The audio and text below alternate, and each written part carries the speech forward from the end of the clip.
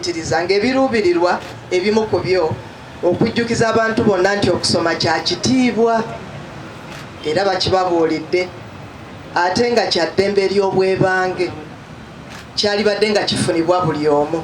Era y'ensonga lwaki wano bwe twakoze omukolo guno twaleese omukulu ono ow'obubonero, kwegamba buli omu oba tawulira oba afunemu olwaleero. Okusoma kuno kwalibadde nga kuleeta enkulaakulana eyannamaddala, era babibagambye nti ataasoma takuuma byama. Omukulu Damascus bwe yatugambye tugano weegayirira bakuwandiikira endagaano n'ekiraamo, ebyo bwe butasoma. Okulaba nga okusoma kwettanira obudde bwonna, lwe lunaku luno sigamba nti tukomye ffe abato, naye naffe abakuze abakyakula nga buli kiseera lifelong learning. Omulama mwaguwulidde, omusomesa waffe wano abadde Nakiboneka Sarah atubuulidde bulungi omulamwa, naye kubaddiramu katono nnyo. Ffe twagukyusiza mu Luganda, guli promoting literacy for a world transition, that is building the foundation for sustainable and peaceful societies. Mu Luganda nga kiri okutumbula okusoma, nga kino kivaamu okuzimba omusingi ogw'okweyimirizaawo awamu n'obutebenkevu mu bantu. Bwe waba tewasomye tewabeera butebenkevu bannange. Kati oli amaze okukulabira ekiraamo kyo akiwandiisa, ate oba oli awo akisomoddeko akibuuliddeko omulala, obutebenkevu bubaawo ng'oba oli awo bawadde omusika bamubbiddeko, ebintu ng'ebyo mubimanyi ng'ebyama bisumulukuse. Kaakati tulagibwa mu bibalo, ebibalo bye twasomyeko bannange, kino tetukyeyibaala nti mu nsi yonna miliyoni mugiwulira 707 abantu abo tebannaba kufuna mukisa gwa kusoma.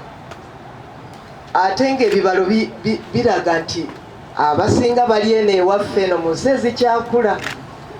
Kati ffe wano e Uganda batugamba nti omuntu wane waffe Uganda abantu abalina emyaka 15 n'okweyongera waggulu nga basobola okusoma n'okuwandiika ebikwata ku bulamu bwabwe obwa bulijjo bali ebitundu 79.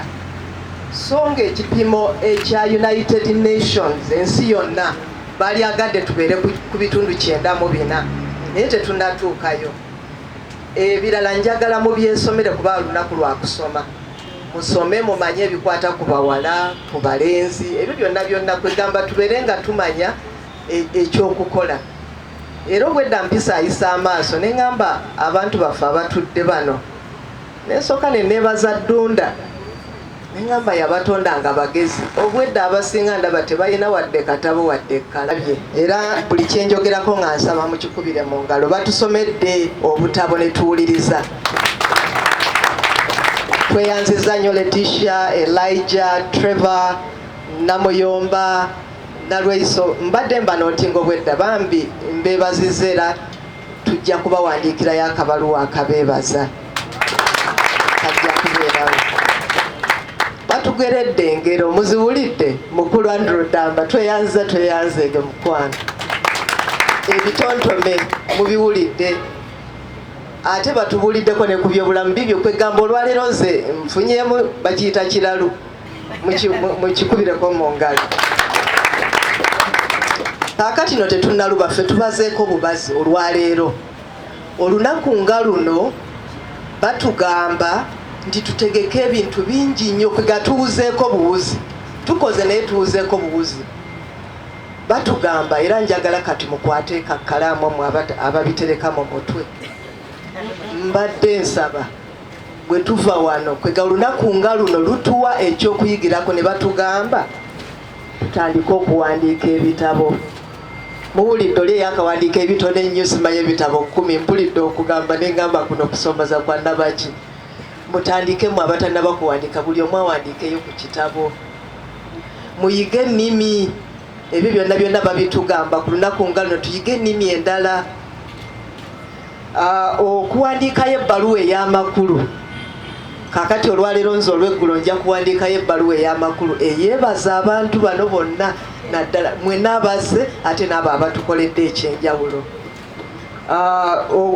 Okutendekayo omwana oba yeetaaga okuba obutendesi obw'engeri yonna mu community n'omuwa obutendesi obw'okumuwa embavu okubeera mu nsi nga muntu wa mbavu, okwogera n'abo abafulumya obutabo era bane bwe muva wano mwogereeko n'abakulu bano abawandiika obutabo mukikola mutya, mwebakaddi mukola mutya, kwega ebyo byonna bye netubiiga naffe netukola ki netutandikira okwo.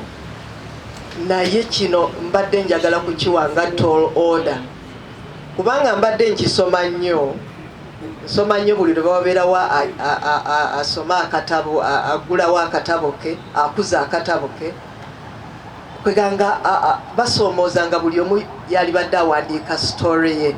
So on such a day, dear students, we are being advised that we write a book about our lives.